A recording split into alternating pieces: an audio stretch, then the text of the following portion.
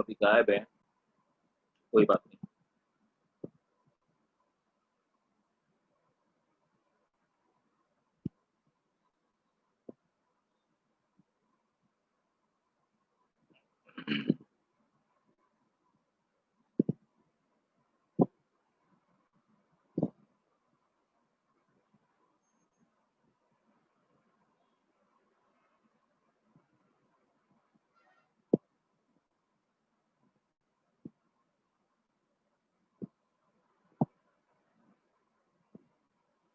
कुछ पहले basic terms के बारे में बात करते हैं और फिर उसके बाद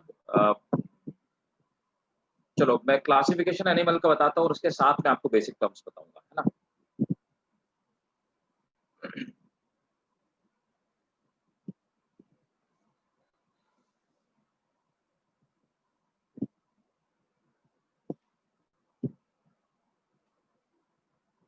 सिमेट्री वगैरह के बारे में पता है, कुछ आइडिया है आप लोगों को सिमेट्री का? यस। अच्छा, सिमेट्री का आइडिया है, ठीक है। तो देखो पहले मैं एनिमल क्लासिफिकेशन आपको बताता हूँ, है ना, कि हम एनिमल का क्लासिफिकेशन कैसे करते हैं। लेकिन पूरा बता दीजिएगा फिर से।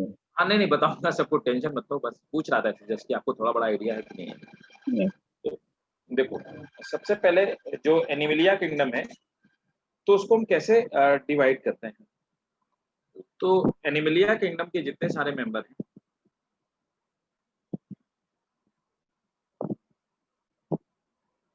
पहले हम उनको बेसिकली 2 पार्ट में डिवाइड करते हैं।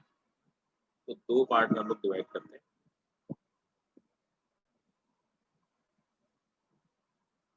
और मैं बताता जाऊंगा और एक एक चीज आपको एक्सप्लेन करता जाऊंगा।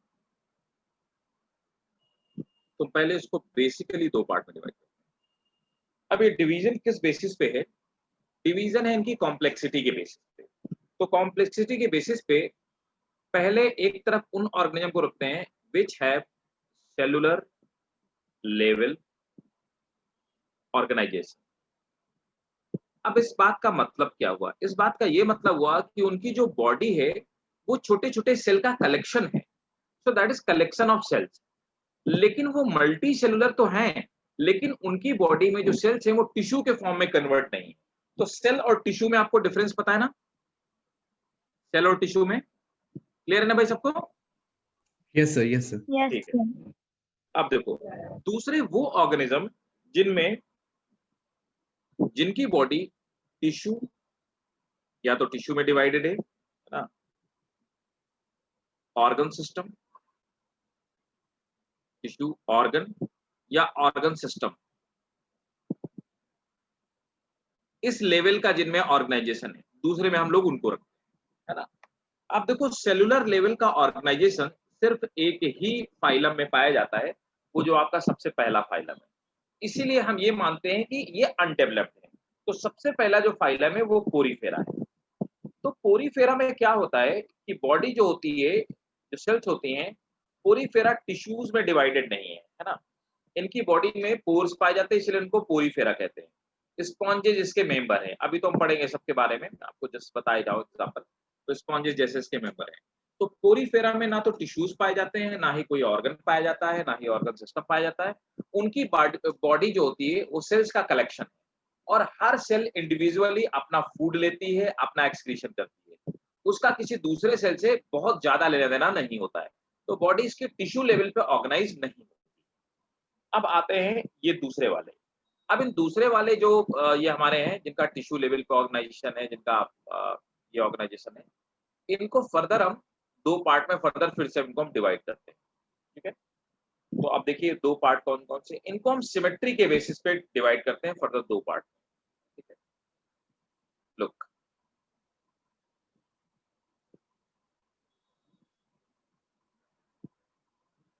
अब सबसे पहले आती है बाइलेटरल सिमेट्री। बाइलेटरल सिमेट्री और दूसरी होती है रेडियल सिमेट्री।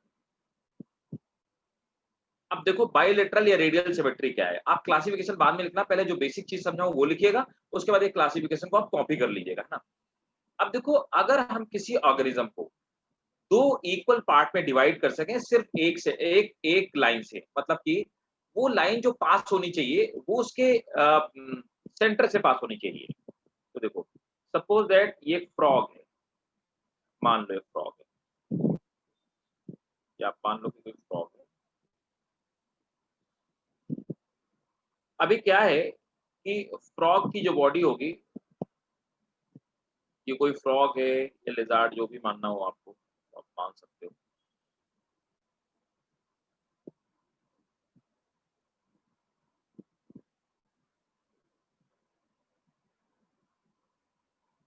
अब क्या है कि हमारे पास सिर्फ एक यही सिमेट्री है, एक ही सिमेट्री है ना, सेंटर से पास होने, तो इसका सेंटर कहाँ होगा, इसका सेंटर यहाँ पे कहीं पे होगा, है ना। तो सेंटर से पास होने वाली लाइन सिर्फ एक ही लाइन है ना, जो कि इसको दो इक्वल पार्ट में डिवाइड कर सकती है, सिर्फ इसी लाइन से। अगर और कहीं से भी आप इसको कट करोगे तो इसको आप दो इक्वल पार्ट में डिवाइड नहीं कर सकते। तो यहाँ पे सिंगल लाइन के थ्रू ये दो इक्वल पार्ट में डिवाइड, इस तरह की सिमेट्री को हम लोग बोलते हैं क्या, क्या कहते हैं, बाइलेटरल। तो ये हमारी हो गई बाइलेटरल सिमेट्री। अच्छा, अब रेडियल सिमेट्री क्या होती है, देखिए रेडियल सिमेट्री जैसे कि स्टारफिश है,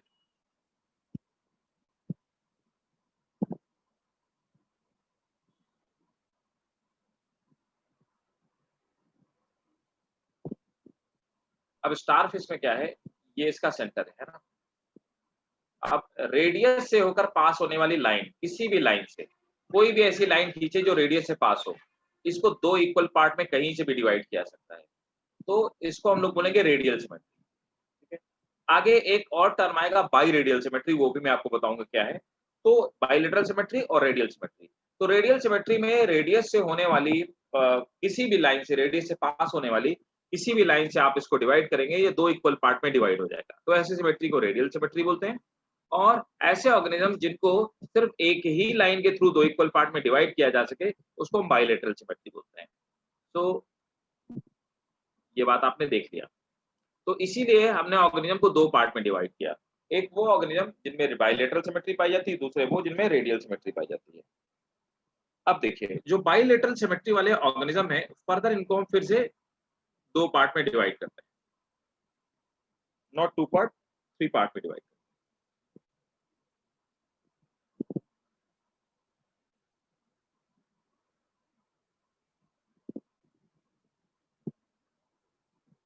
देखिए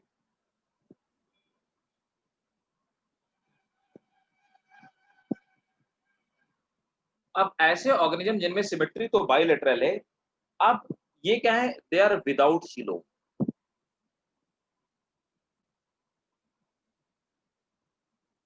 ठीक है, विदाउट सीलोम। दूसरे वो है दे हैव फॉल्स सीलोम।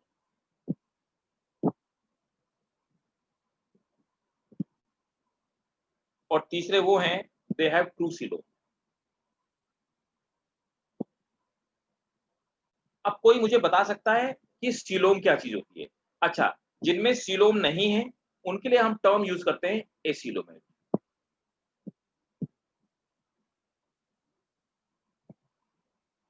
जिनमें फॉल्स सीलोम है उनके लिए टर्म यूज करते हैं सीडोसीलोम।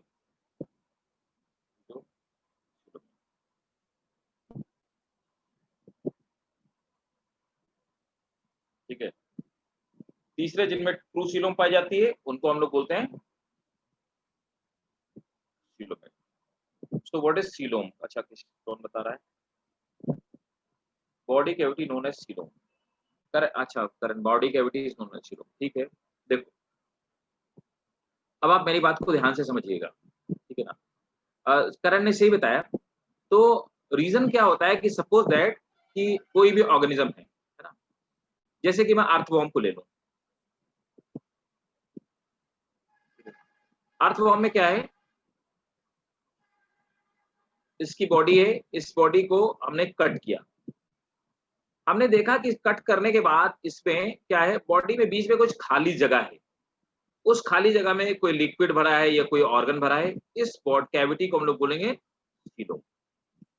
एग्जाम्पल के तौर पे है ना, हमारी बॉडी में, ह्यूमन में, तो ह्यूमन की बॉडी में आपने देखा होगा जहां पे ऑर्गन्स भरे हुए होते हैं, ठीक है ना। तो हमारी बॉडी में अंदर जहां पे जिस जगह पे ऑर्गन भरे हुए हैं, है ना, वो जगह खाली तो नहीं है, वहां पे ऑर्गन भरे हुए हैं, लिक्विड भरा हुआ है, तो उसको हम लोग क्या बोलेंगे, सीलोम बोलेंगे।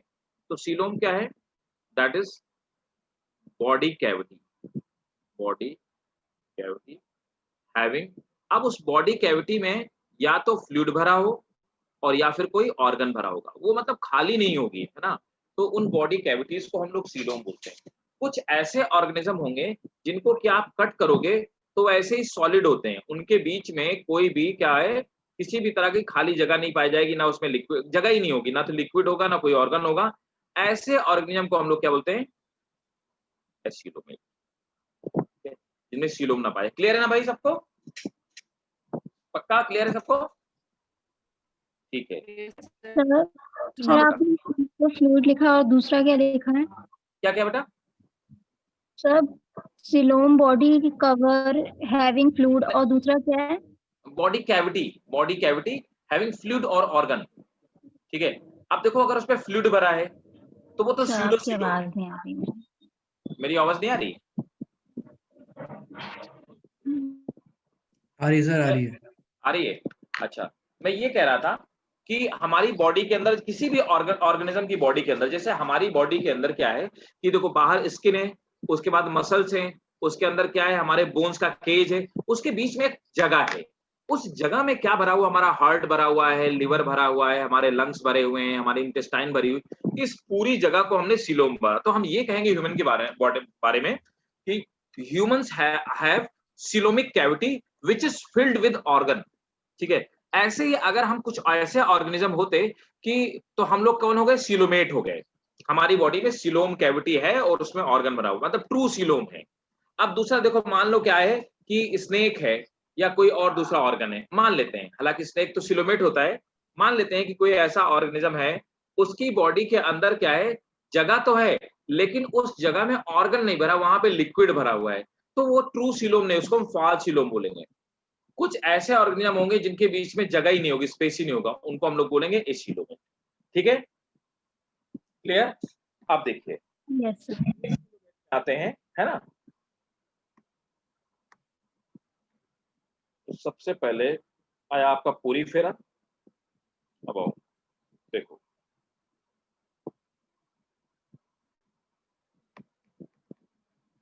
दूसरे नंबर पे हम क्या करते हैं, जो रेडियल सिमेट्री वाले हैं इनको भी फर्दर दो पार्ट में डिवाइड करते हैं।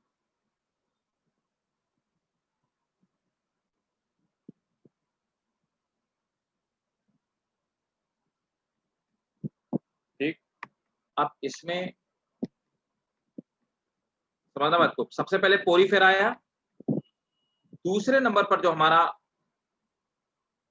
आएगा उसको हम लोग बोलते हैं टीनोफोरा। तो दूसरा फाइलम हमारा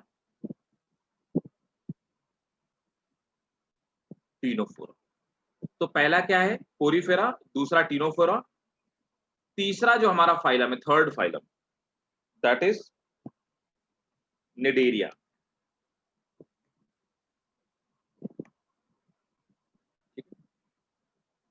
अब टीनोफेरा के मेंबर कौन कौन से हैं, निडेरिया के मेंबर कौन है। एक बात और बता दो, ये जो आपका निडेरिया है, निडेरिया को ही पहले हम लोग बोलते थे, क्या कहते थे,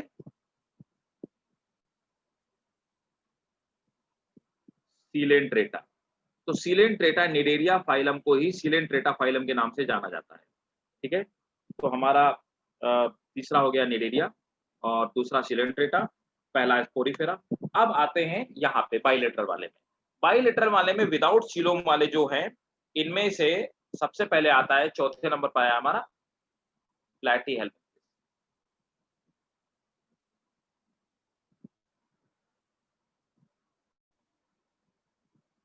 प्लैटीहेल्मिन्थेस ये क्या है, एसीलोमेट, मतलब इनमें कोई सीलोमिक कैविटी नहीं पाई जाती है।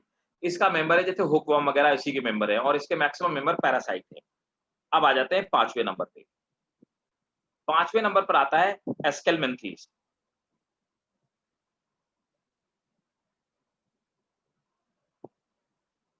अब जो हमारा एस्केलमेंथीस है, इसी एस्केलमेंथीस को हम लोग प्रीवियसली इसको एक और नाम से जानते थे, इसी को हम लोग नीमेटोडा कहते थे, नीमेटोडा। अब देखिए यहां पर आया विद ट्रू सीलोम। ये जो विद ट्रू सीलोम है, इसमें सबसे पहले आते हैं एनालिडा,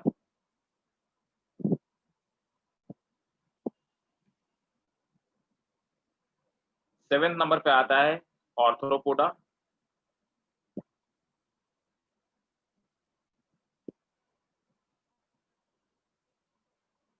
इंसेक्ट आते हैं इसमें, एनालिडा में अर्थवॉर्म होता है। 8 नंबर पर आता है मोलस्का। पाइलस वगैरह इसी के मेंबर है, ऑक्टोपस इसी का मेंबर है। 9 नंबर पर आता है इकाइनोडर्मेटा, स्टारफिश इसी का मेंबर है। एक मिनट जस्ट मिनट, इकाइनोडर्मेटा, ठीक है।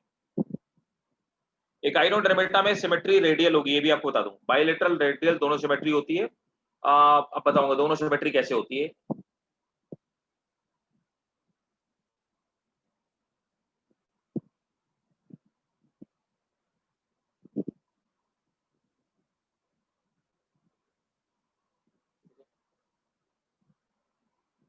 टेंथ पे आता है हेमिकॉर्डेटा।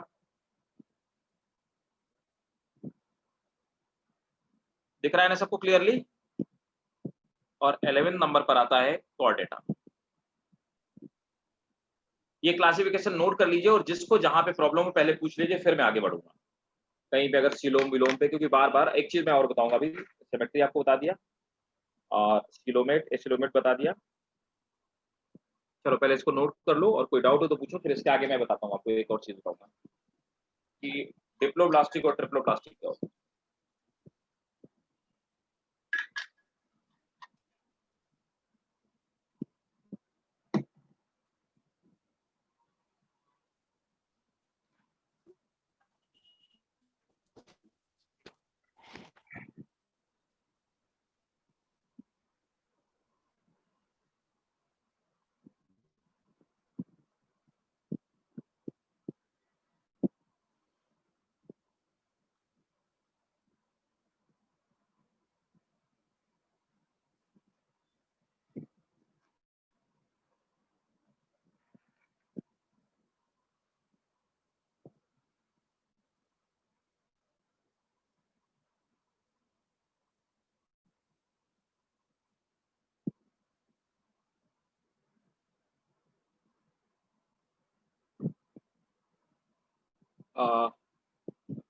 ये क्या क्लासिफिकेशन रिपीट करना दोबारा, ताहिरा? क्या चीज रिपीट करना है?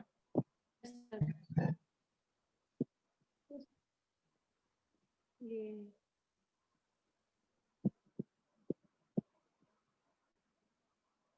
एक बार मैसेज करना ताहिरा, क्या रिपीट करना है आपको?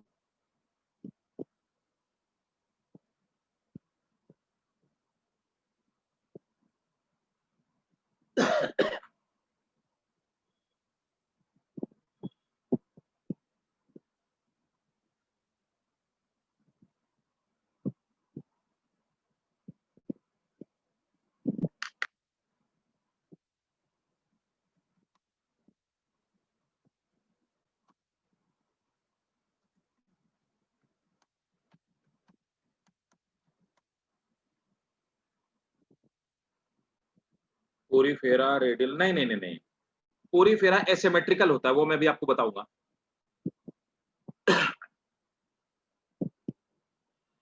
पोरीफेरा एसिमेट्रिकल होता है ताहिरा, उसकी कोई सिमेट्री नहीं होती है। ओके। आप एक क्लासिफिकेशन नोट कर लो, फिर मैं आपको बताता हूँ। लिखवा देता हूँ इनफैक्ट सिमेट्री।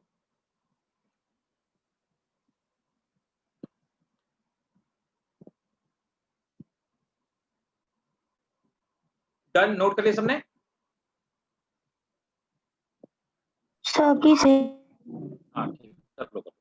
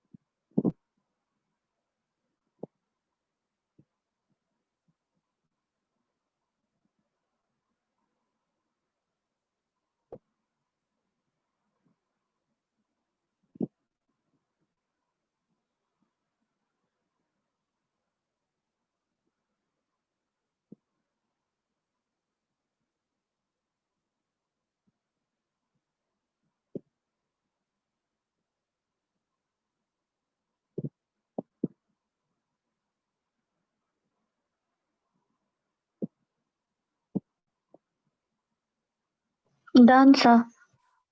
ठीक है, चलो ग्रेट। अब देखो मैं आपको जो जो चीजें मैंने बताई आपको सेकंड पेज पे वो मैं लिखवा देता हूँ। तो सबसे पहले आते हैं रेडियल पे, है ना।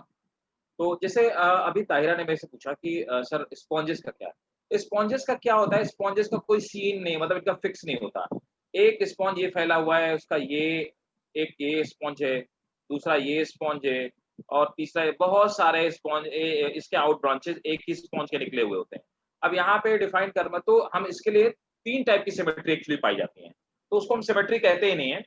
सबसे पहले होते हैं फर्स्ट टाइप वाले होते हैं, that is called asymmetrical.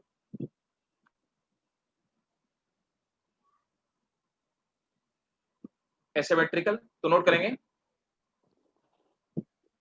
Asymmetrical are those organism asymmetrical are those organism cannot be divided. Sir, please repeat it again. Right. Asymmetrical are those organism which cannot be divided into two equal part, cannot be divided into two equal part through any plane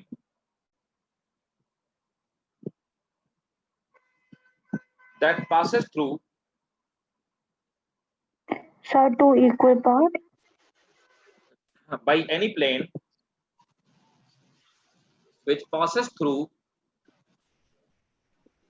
their center. Next point.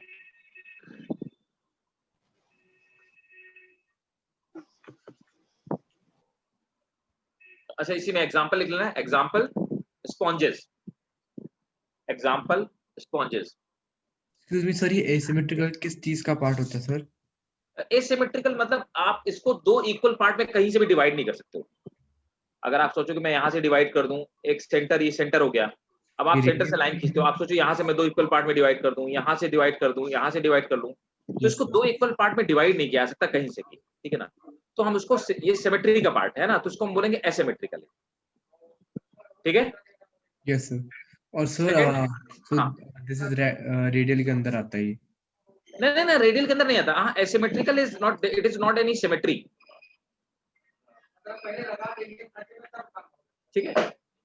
It is not any symmetry, right. Second, radial.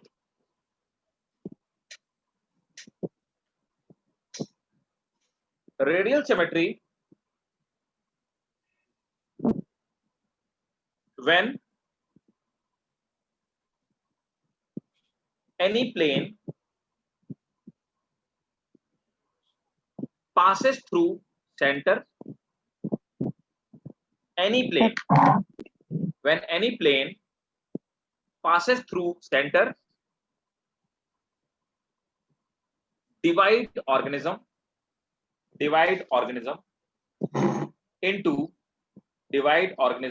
into two equal part, divided organism into two equal part, is called radial symmetry, is called radial symmetry। Radial symmetry में लिखेंगे example,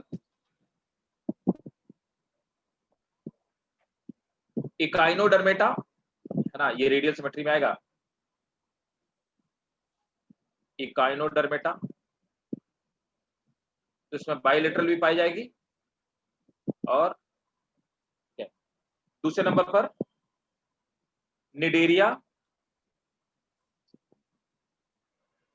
तीसरे number पर some sponges,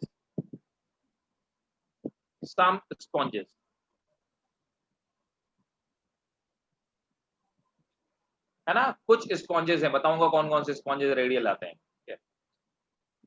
sorry ये radial में लिखना, bilateral मैंने bilateral नीचे लिख दिया, रेडियल में।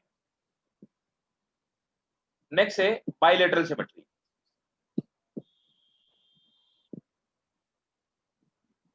In this type symmetry, bilateral. In this type symmetry, organism can be divided. Organism can be divided. Sir, In this type of symmetry, organism can be divided into two equal half. Organism can be divided into two equal half by any plane passing through center. By only plane, sorry, by only plane, by only single plane, by only single plane passes through their center. Example आप लिख ही चुके हैं। एक next type लिखना, चौथा type लिख लेना। तो पहला हो गया टाइप एसिमेट्रिकल, दूसरे ये रेडियल, और तीसरे हो गए बाइलेटरल। चौथा है by radial. By radial when any organism having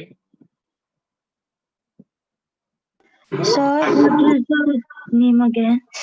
biradial, ये लिखा ना fourth, biradial, biradial, when any organism have both kind of symmetry,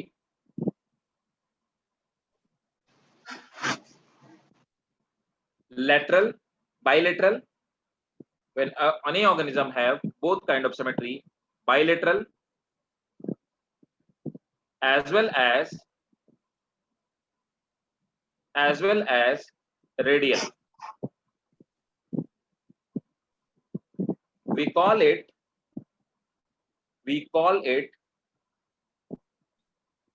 biradial. We call it biradial. Example, Cnidaria. अब निडेरिया बाइलेटरल कैसा है ये अभी मैं क्लासिफिकेशन बताता जाऊंगा, तो आपको बताता जाऊंगा, ठीक है। तो ये बात हो गई हमारी सिमेट्री की, है ना। अच्छा एक और बात, डॉर्सल और वेंट्रल क्या होता है?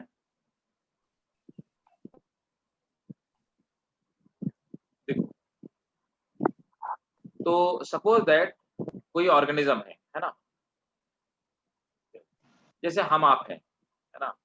तो हमारे आपका जो पीठ वाला हिस्सा है ना, ऊपर वाला हिस्सा, उसको हम डॉर्सल बोलेंगे ना। जैसे अगर हम टर्टल को देखें, तो टर्टल को जब हम देखते हैं तो ऐसा कुछ हमें दिखाई देता है।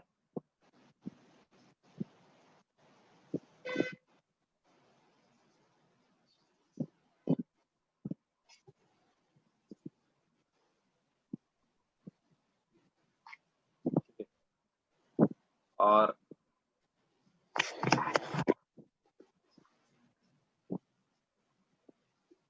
ऊपर की तरफ हम देखते हैं यहाँ पे डिजाइन बनी हुई होती है।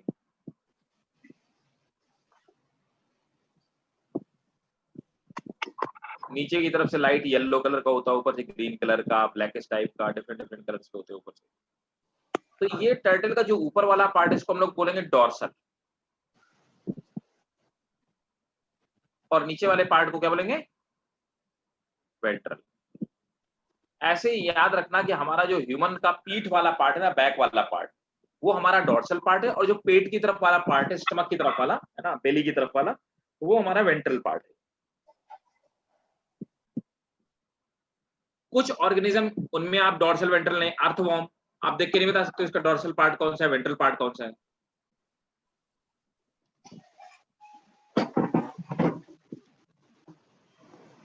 क्लियर है भाई? Yes, sir. ठीक है। अब एक और बात देखो, होता यूं है, सबको समझ में आ रहा है ना? Yes sir. एक Yes. मेल एनिमल हो गया और दूसरा फीमेल एनिमल।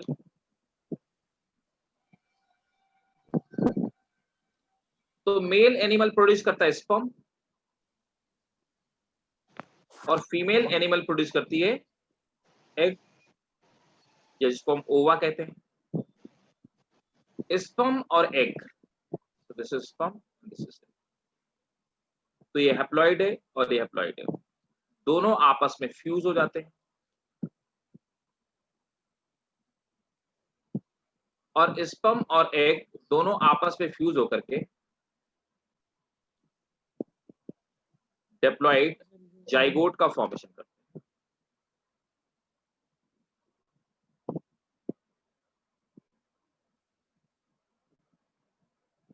अब देखो क्या है, जाइगोट फर्दर फिर से डिवाइड करता है। जाइगोट डिवाइड, तो जाइगोट कैसा है, यूनिसेलुलर, एक ही सेल से बना हुआ है।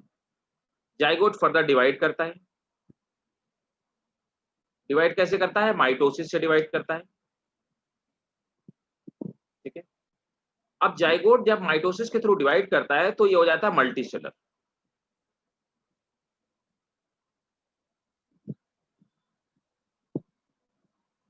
तो जाइगोट डिवाइड करके, जाइगोट सिंगल सेल होती है और माइटोसिस के थ्रू बहुत सारी सेल में डिवाइड करती है।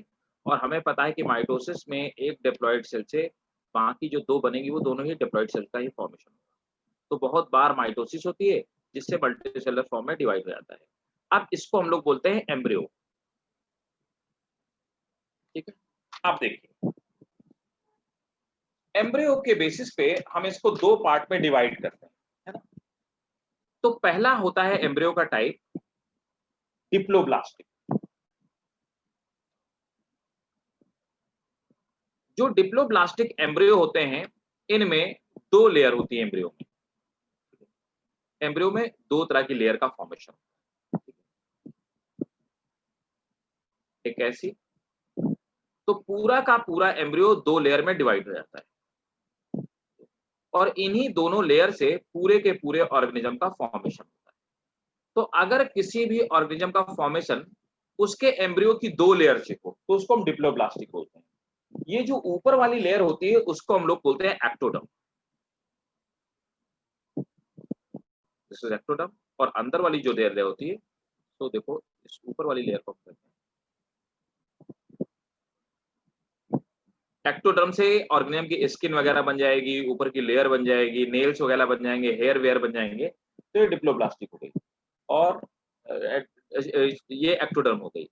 और अंदर वाली जो लेयर है उसको हम लोग बोलते हैं एंडोडर्म।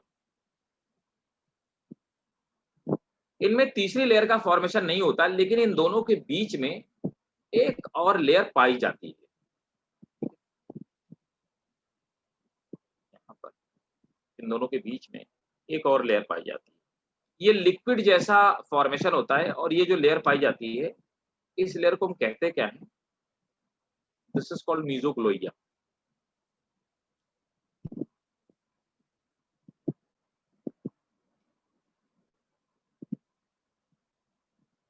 तो डिप्लोब्लास्टिक क्या होता है, the organism which is made up of two layer, इन्हीं दोनों लेयर से फॉर्मेशन होता है। दूसरा क्या होता है, दूसरे वो ऑर्गेनिज्म होते हैं उनको हम बोलते हैं ट्रिप्लोब्लास्ट।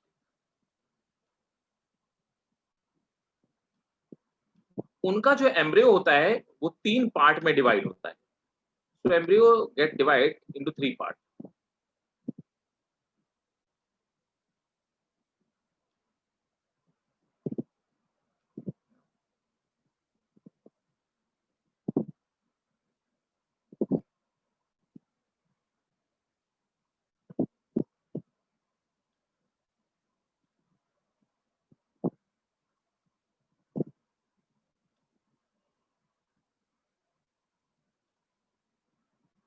देखिए, तो इस तरह से तीन लेयर का फॉर्मेशन हो जाता है।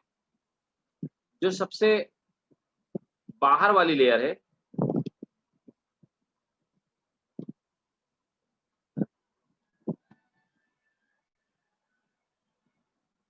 उसको कहते हैं एक्टोडर्म।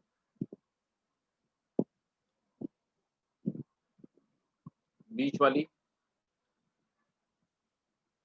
मेसोडर्म, और अंदर वाली तो एक्टोडर्म, मेसोडर्म और एंडोडर्म, 3 लेयर का इसमें फॉर्मेशन होता है ना। इस तरह के ऑर्गेनिज्म को हम ट्रिप्लोब्लास्टिक बोलते हैं। हम आप ट्रिप्लोब्लास्टिक होते हैं। हमारा आपका डेवलपमेंट 3 लेयर से होता है। एक्टोडर्म से हमारे आपके हेयर बनते हैं, हमारी आपकी स्किन बनती है, नेल्स बनते हैं, ठीक है, आउटर पूरी लेयर बनती है एक्टोडर्म से। मेसोडर्म से हमारे आपके बॉडी के जो बीच वाले पार्ट हैं, जैसे कि हमारा मसल्स हो गई हैं, हमारी बोन्स हो गई, इन सब का फॉर्मेशन होता है और कुछ ऑर्गन का फॉर्मेशन। एंडोडर्म से हमारा नर्वस सिस्टम डेवलप होता है, हमारा हार्ट डेवलप होता है, हमारा ब्रेन, ऐसी सब चीजें डेवलप होती हैं। तो इस तरह से हम आप 3 लेयर से टर्म होते हैं, ठीक है, 3 लेयर से डेवलप होते हैं। तो ऑर्गेनिज्म को इस तरह से एम्ब्रियो के डेवलपमेंट के बेसिस पे 3 पार्ट में, 2 पार्ट में डिवाइड किया था, डिप्लोब्लास्टिक और ट्रिप्लोब्लास्टिक। क्लियर है? डिप्लो और ट्रिप्लोब्लास्टिक, Yes. ठीक है, इसको नोट कीजिए, पहले नोट कीजिए डिप्लोब्लास्टिक।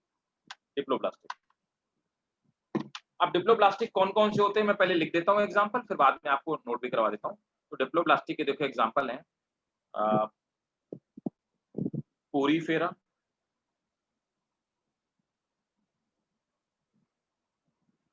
दूसरा है निडेरिया,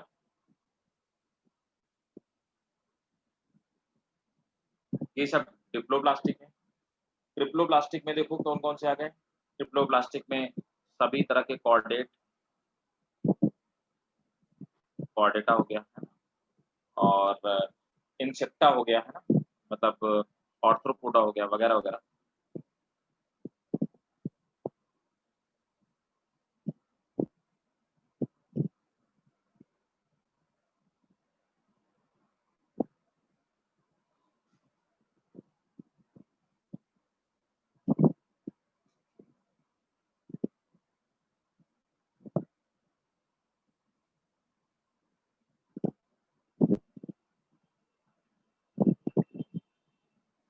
नोट कर लिया? No.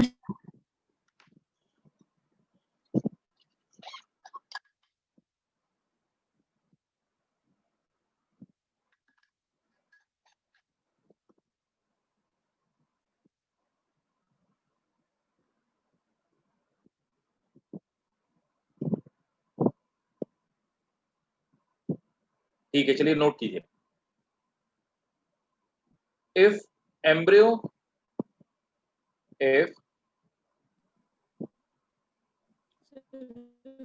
डिफरेंस दोनों में ताहिरा ये है कि पहले वाले में क्या होता है कि बॉडी सिर्फ 2 ही लेयर से डिवाइड होती है और दूसरे वाले में 3 लेयर से डिवाइड होती है, यही डिफरेंस है।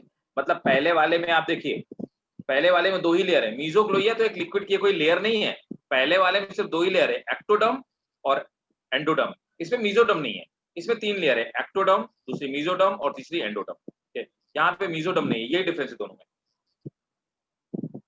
और डिप्लोब्लास्टिक एनिमल अनडेवलप्ड है, बहुत कम डेवलप्ड है, और ये ज्यादा डेवलप्ड नहीं, ये भी डिफरेंस है।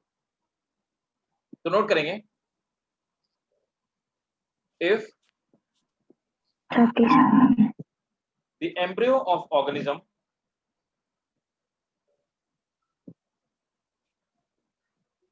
if the embryo of organism have 2 Sir, this germinal, is diploblastic के लिए लिखेंगे diploblastic. if embryo of organism have 2 germinal layer, 2 germinal layer, ectoderm and endoderm, ectoderm and endoderm,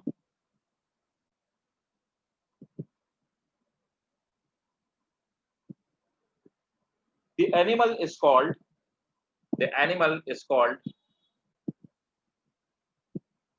diploblastic. The animal is called diploblastic. Full stop.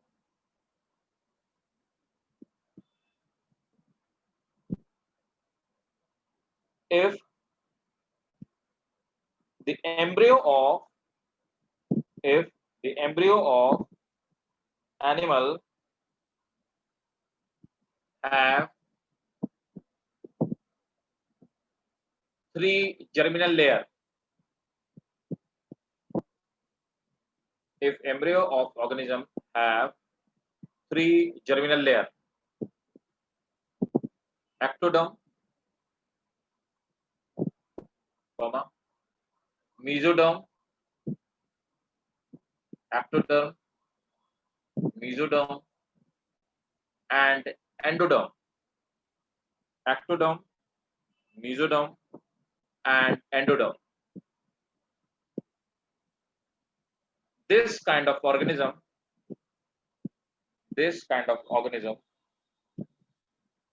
are called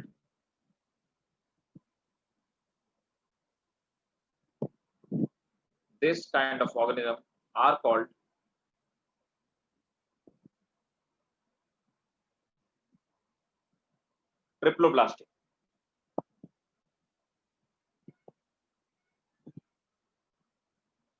ठीक है, note कर लो. तो ये हो गया हमारे डिप्लोब्लास्टिक. ट्रिप्लोब्लास्टिक मैंने आपको सिमेट्री बता दी, डोर्सल बता दिया, वेंट्रल क्या होता है ये बता दिया है ना, ये मैंने आपको बेसिक चीजें बता दी. अब सीलोम भी लिख लो, सीलोम की डेफिनेशन लिख लो. सीलोम, ये जो आपको बताया था, coelom.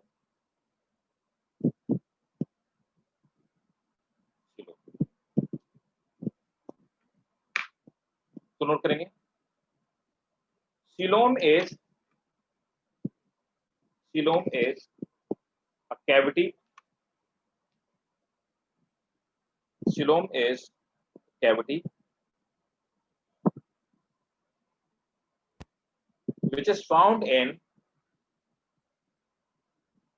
some organism.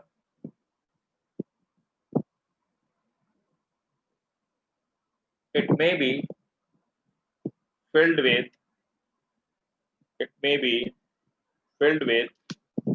Sir, please repeat it again. coelom is a cavity in organism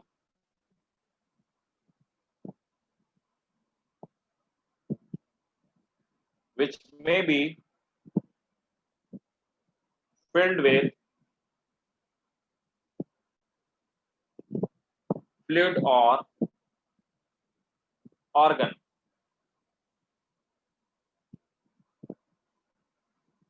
Next point. Note तक लिखेंगे. Note. The true coelom arise from mesoderm. The true coelom arise from mesoderm.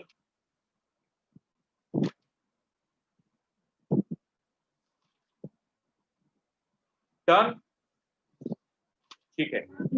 Sir, the true ना.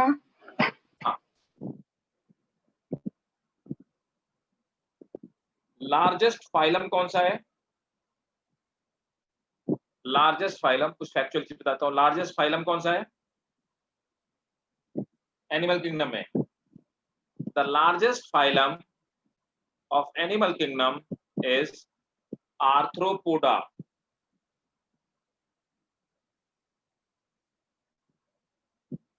The largest phylum of animal kingdom is Arthropoda.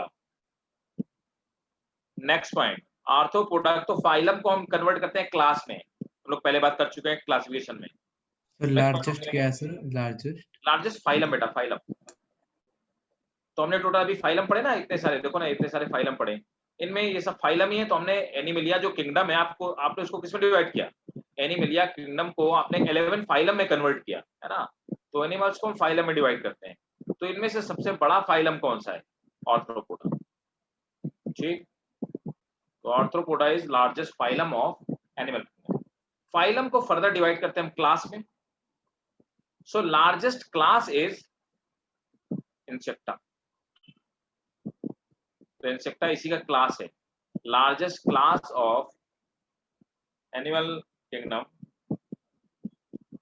largest class of animal kingdom is insecta.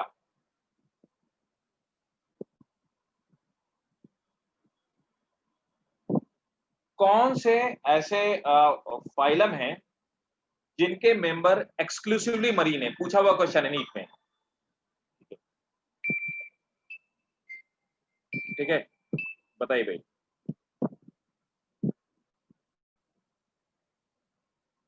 Right.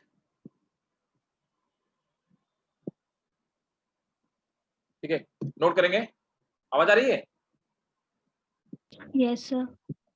ठीक है, तो देखिए note करेंगे, ये Ctenophora,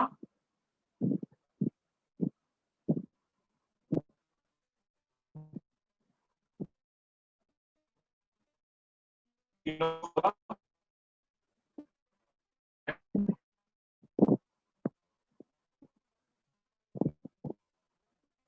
Echinodermata. Sir आपकी voice break हो गई। Yes, sir. Repeat it again. अभी आ रही है? यस अभी आ रही है? यस ठीक है, टीनोफोरा एंड इकाइनोडर्मेटा सर ये क्या आर, है? ये दोनों फाइलम है ना, अभी हमने पढ़ा ना पीछे, देखो ना, ये यस देखो, सर। सर वो आपने टीनोफोरा जो क्वेश्चन बताया उसका आंसर है। नहीं, थर्ड, हाँ जो मैं अभी बता था एक्सक्लूसिवली मरीन है, सिर्फ ओशंस में पाए जाते हैं। तो Ctenophora and Echinodermata are exclusively are exclusively marine animal. Please repeat it again. Ctenophora and Echinodermata are exclusively marine animals.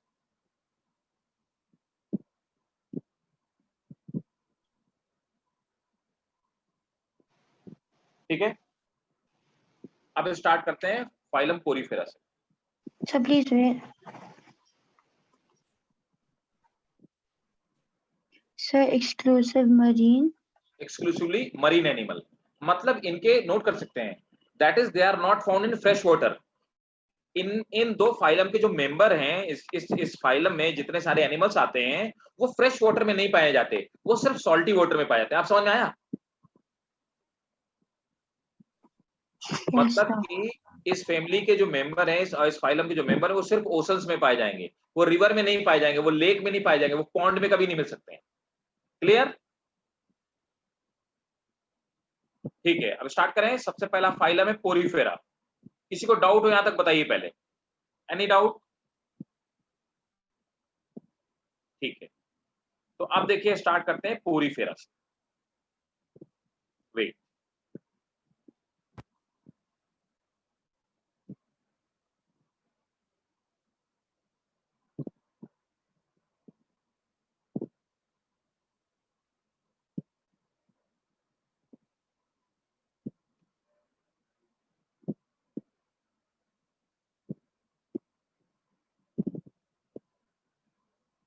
देखिए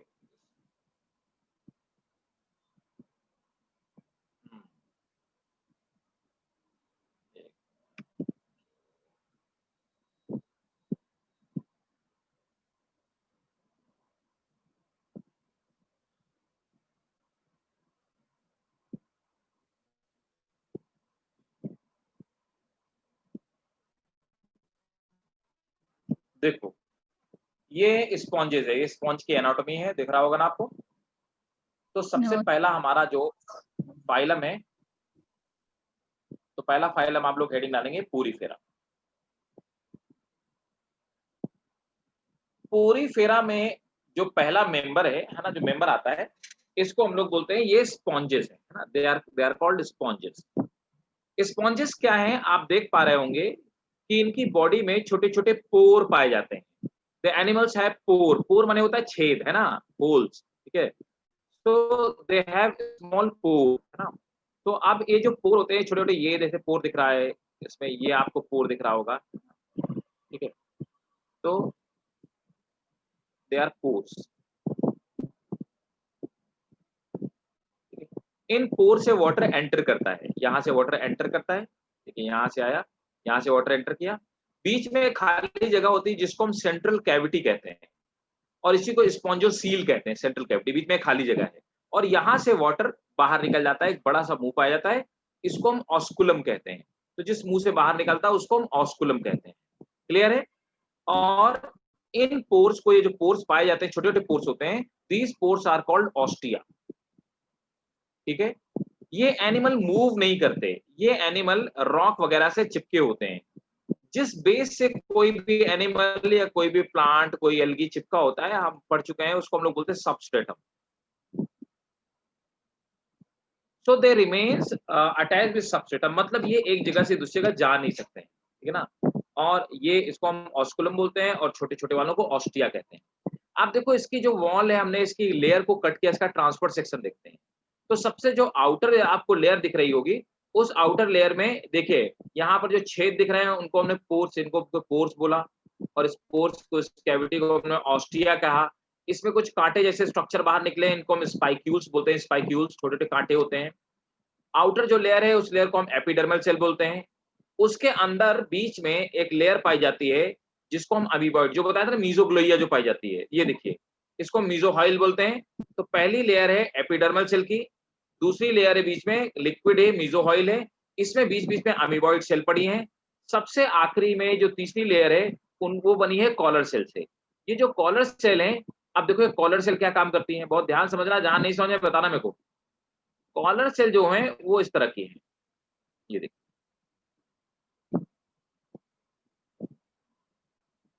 कॉलर सेल में है ना, ये अंदर वाला इसका मटकी का जैसा पार्ट है, ऊपर इसमें फ्लैजिला है। इसकी हर सेल अपना अलग अलग खाना खाती है। तो जब यहाँ से वाटर की करंट जाती है, तो वाटर करंट के अंदर छोटे छोटे कुछ एनिमल्स, यूनिसेलुलर एनिमल्स, कुछ कार्बन के पार्टिकल वो अंदर चले जाते हैं।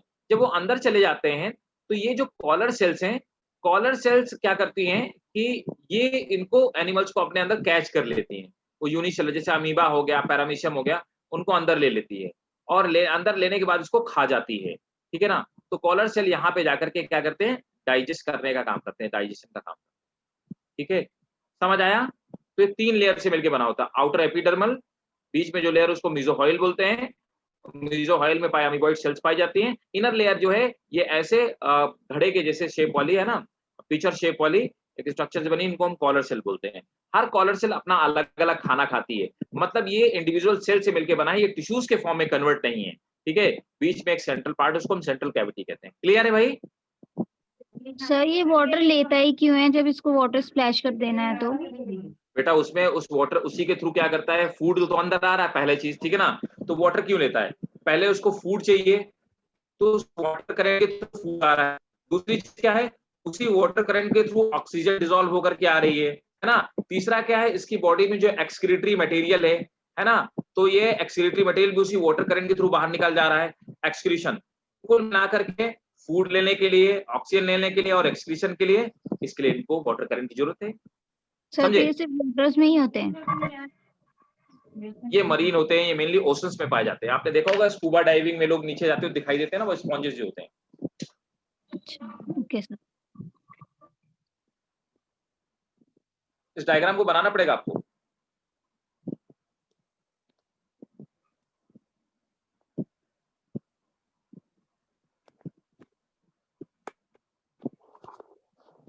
तो स्पॉन्जेस 3 लेयर से बने होते हैं, मैं लिख देता हूँ, 3 लेयर्स है ना। तो जो फर्स्ट लेयर है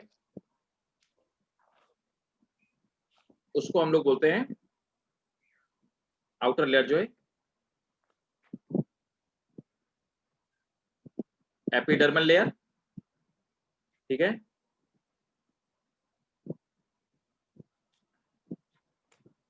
दूसरी जो लेयर है जिसको हम मीजोहाइल कहते हैं। सर जी सर तो ये ट्रिप्लोब्लास्टिक हो गया ना? नहीं बेटा, ये इसका एम्ब्रियो तो डिप्लोब्लास्टिक होता है, इसकी बॉडी में 3 लेयर पाई जाती है। अच्छा, ओके सर। वो ट्रिप्लोब्लास्टिक और डिप्लोब्लास्टिक एम्ब्रियो होता है। हाँ, यस। और तीसरा जो लेयर है जिसको कि हम लोग कॉलर सेल बोल रहे हैं, इन्हीं को हम कहते क्या है, इन्हीं को एक और नाम से जानते हैं। इन लेयर्स को हम लोग बोलते हैं कोइनोडर्म, कहते हैं इस लेयर को। तो जो कोइनोडर्म होती है, ये किससे बनी है, choanoderm layer is made up of collar cell. और कॉलर सेल को ही हम लोग क्या बोलते हैं, कोइनोसाइट सेल कहते हैं।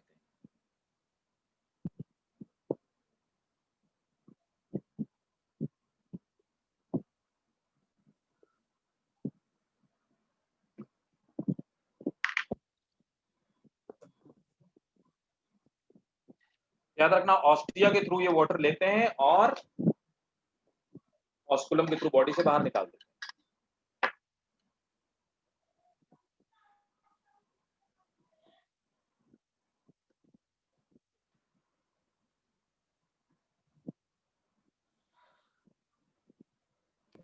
सर तो सारे स्पॉन्जेस में ये 3 लेयर्स होते हैं।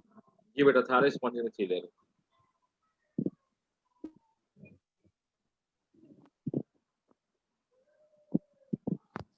और सर पोरिफेरा का एक ही एग्जांपल है। हाँ, पोरीफेरा में सभी स्पॉन्जेस ही आते हैं।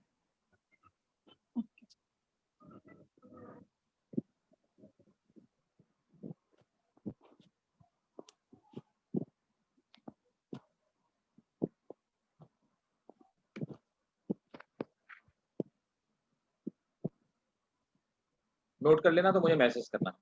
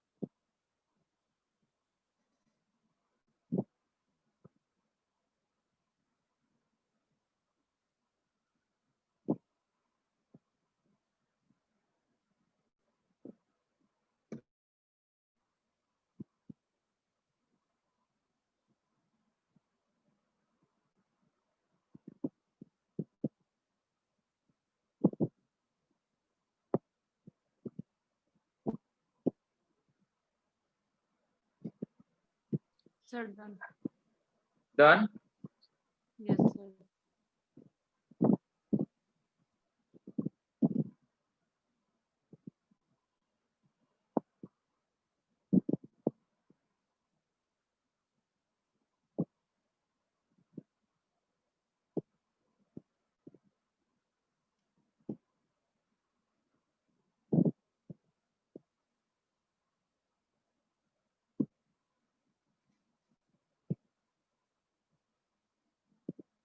हो गया क्या भाई लोगों? सर 1 मिनट रुक जाइए। ठीक है, ठीक, कोई नहीं, कर लो, आराम से कर लो, कंप्लीट कर लो।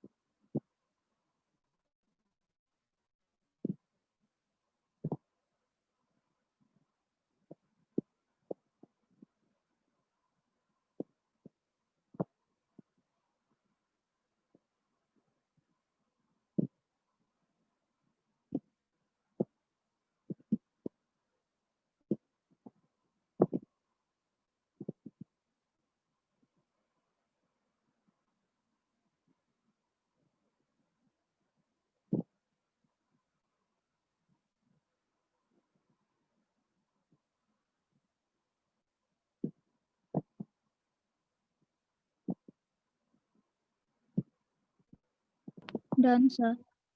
डन, ठीक है, सबने कर लिया भाई? Done, yes. ठीक है, तो चलिए नोट कीजिए characteristic of Porifera. Characteristic of Porifera, और जहां पे नहीं, यहां तक क्लियर है, सबको समझ में आ गया ना? Yes sir. ठीक है, यस सर। तो नोट करेंगे they are first multicellular, they are first multicellular diploblastic animal. They are first multicellular diploblastic animal. Sir, please repeat it again. They are first multicellular diploblastic animal. Next point. They have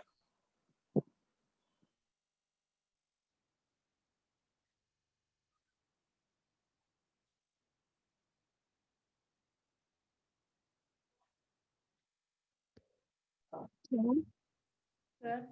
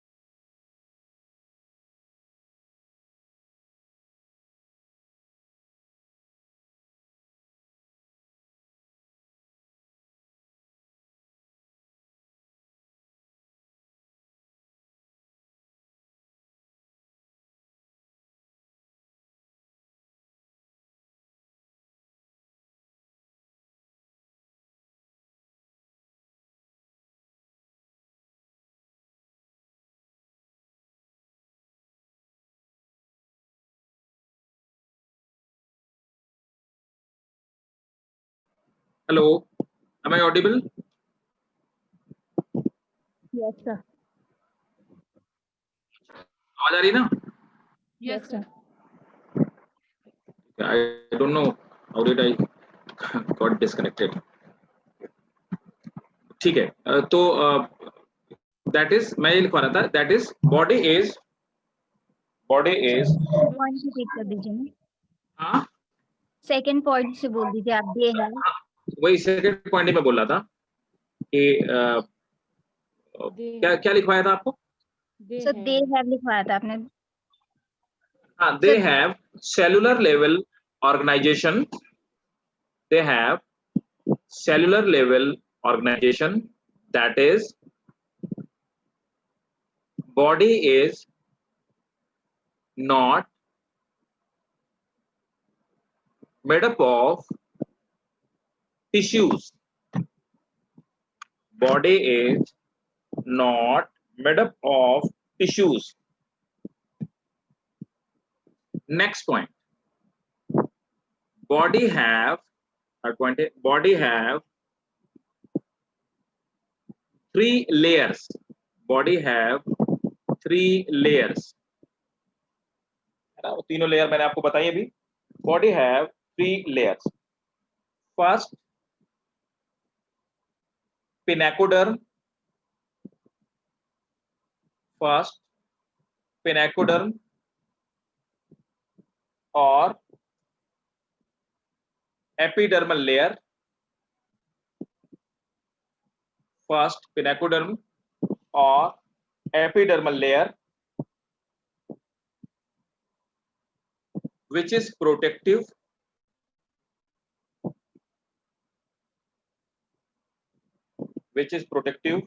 in function. Second, coinoderm,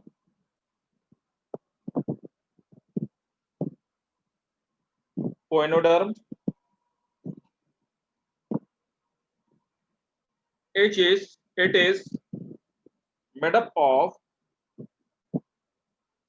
is made up of coinocyte or collar cells.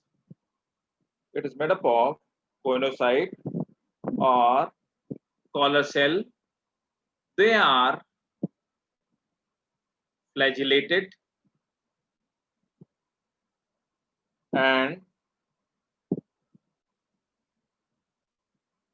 help in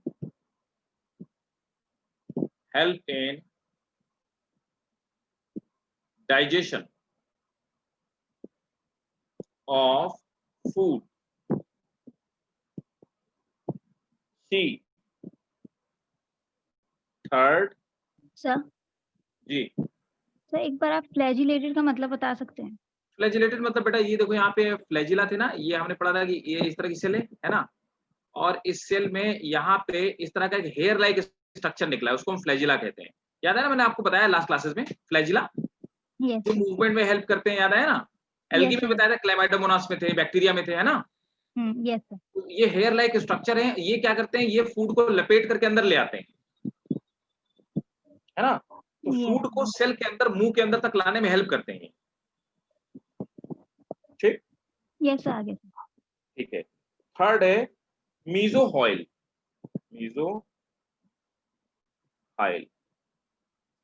मीजोहॉइल layer is non-cellular.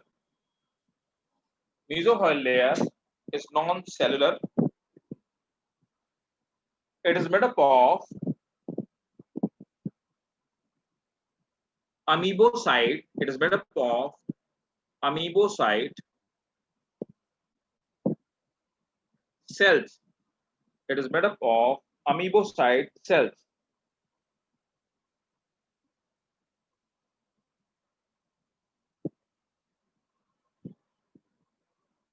एक और point लिखेंगे,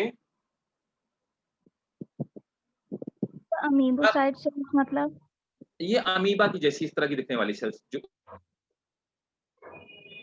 okay sir.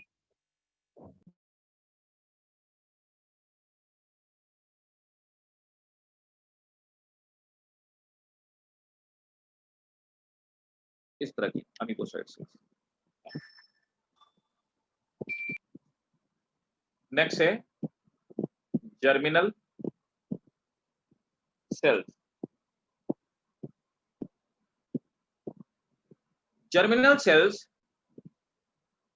are also found. Germinal cells are also found in it.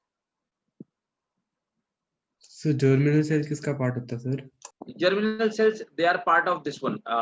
ये वाली जो पेनाकोसाइट inner layer है ना उसका part होता है, but they are not these cells, choanoderm नहीं होती, ठीक है, ये अलग से होती हैं और मेनली जो बेस वाला पार्ट है ना उसमें पाई जाती है जर्मिनल सेल्स, ना जो नीचे वाला पार्ट होता है, ठीक है, तो एक तरह से कह सकते हैं endodermal part. Germinal cells are also found which are sex cells. They help in. Sir, please repeat it again. They are found. Germinal cells are also found, which are sex cells. They help in formation of sperm and ova during breeding season. During breeding season.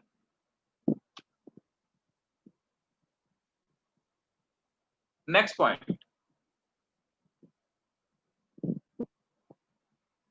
So they help in? They help in formation of sperm and ova during breeding season. ठीक है, अब देखो क्या है, आप समझिए बात को। मैंने आपको बताया कि इनकी बॉडी इस तरह की होती है, इस तरह की, ये एक स्पॉन्ज है, इसमें बहुत सारे पोर हैं, ये पोर से वाटर, सभी पोर से वाटर अंदर आता है ना, और ऑस्टिया मतलब, और ऑस्कुलम से बाहर वाटर निकल जाता है, यहाँ से अंदर जाता है और यहाँ से बाहर। इस हम सिस्टम को कहते क्या है? We call this system canal system, जो पाइपलाइन के जैसा काम करता है, एक तरफ से पानी आता है दूसरी तरफ से निकल जाता है। नोट करेंगे, canal system consist of, canal system consist of pores,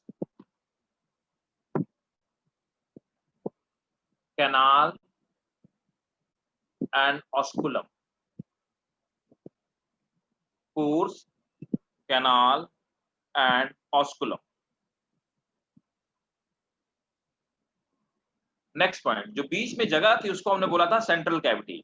तो ये पॉइंट रिपीट कर दीजिए प्लीज। ठीक है, the canal system is made up of pores, canal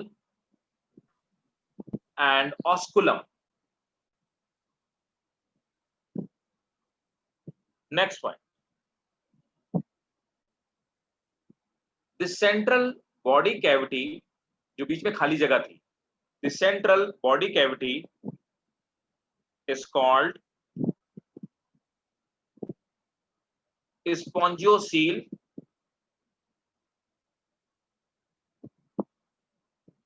The central body cavity is called spongiocele or paragastric cavity. Paragastric cavity or paragastric cavity.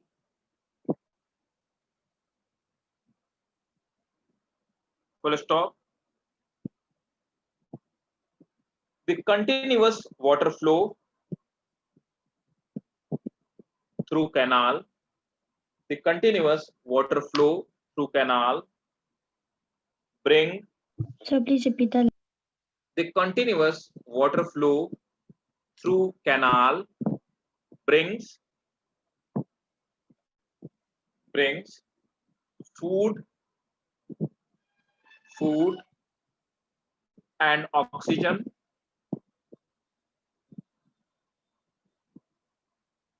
and it carries away and it carries away and it carries away carbon dioxide and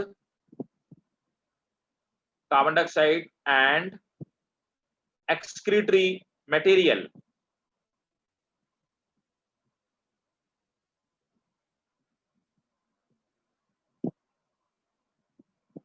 Next point. Outer surface is rough. Outer surface is rough and calcareous, मतलब calcium carbonate से बनी होती है. Outer surface is rough and calcareous. It contains spicules. It contains spicules, which is defensive.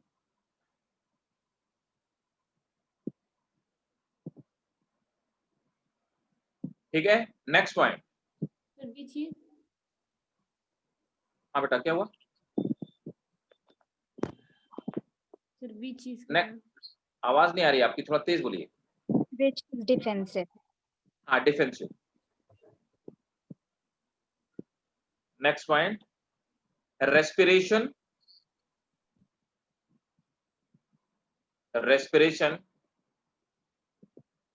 takes place through diffusion of gases. Respiration takes place through diffusion of gases through plasma membrane.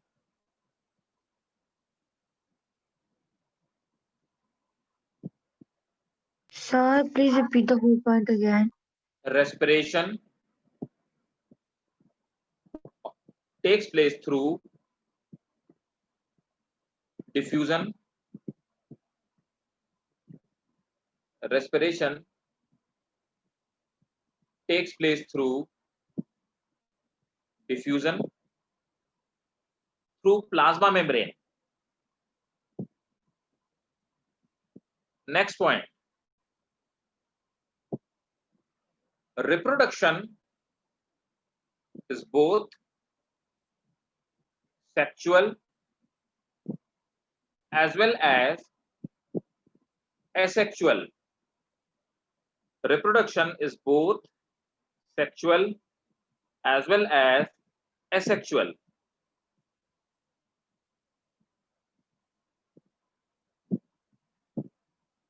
Sponges are